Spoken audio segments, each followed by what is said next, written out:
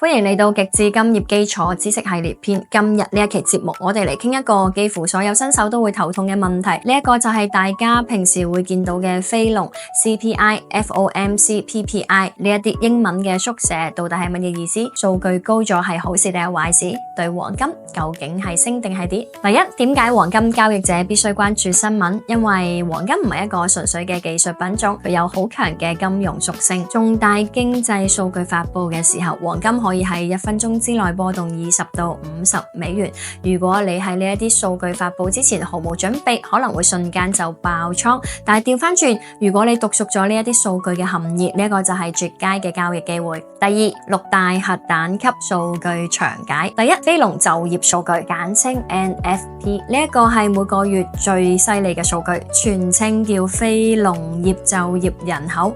發佈時間係每個月嘅第一個星期五，北京時間係夜晚嘅8點半。呢一個數據公布係上個月除咗農業之外，美國新增幾多就業人口，仲有失業率同埋平均時薪會點睇？如果就業人數高於預期，就講明經濟強勁，美聯儲可能會加息，美元上升，黃金就會下跌。咁調翻轉，如果就業人數低於預期，就講明咗經濟疲軟，美聯儲可能會降息，美元下跌，咁黃金自然會上升。第二，消費者物價指數，簡稱 CPI， 呢一個數據衡量係物價升咗幾多，即係通脹。發佈時間係每一個月嘅中旬嘅夜晚8點半。CPI 嘅關鍵在於佢直接影響美聯儲要唔要加息。如果數據高於預期，就講明通脹高企，美聯儲可能會加息嚟壓制通脹。短期對黃金係利空。如果 CPI 低於預期，就講明咗通脹回落，美聯儲可能會降息，對黃金係利多。但係呢一度有一個好重要嘅細節，就係 CPI 呢一個數據，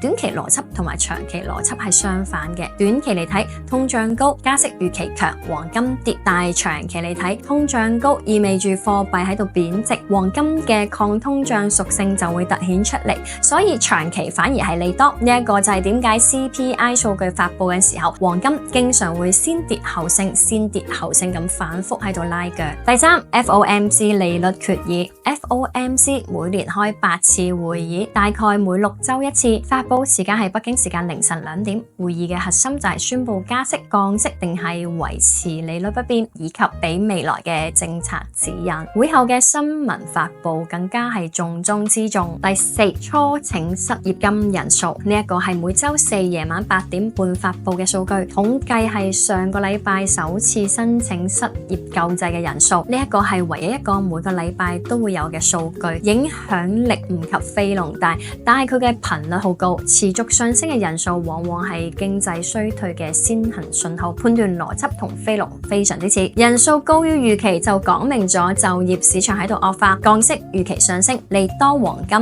低於預期就講明咗就業市場健康，利空黃金。第五，生產者物價指數，簡稱 PPI， 呢一個數據可以理解為 CPI 嘅先行指標，發佈時間係每一個月嘅中旬，通常就會比 CPI 遲1-2日。PPI 衡量嘅係生產環節嘅價格變化，即係工廠入貨貴咗定係平咗。咁工廠入貨貴，最終賣俾消費者都會係升，所以 PPI 上升通常顯示住未來 CPI 都會升。判斷邏輯同 CPI 一樣，高於預期利空黃金，低於預期利多黃金。第六，零售銷售數據，如果零售銷售高於預期，就講明咗消費旺盛，經濟強勁，加息預期上升，利空黃金。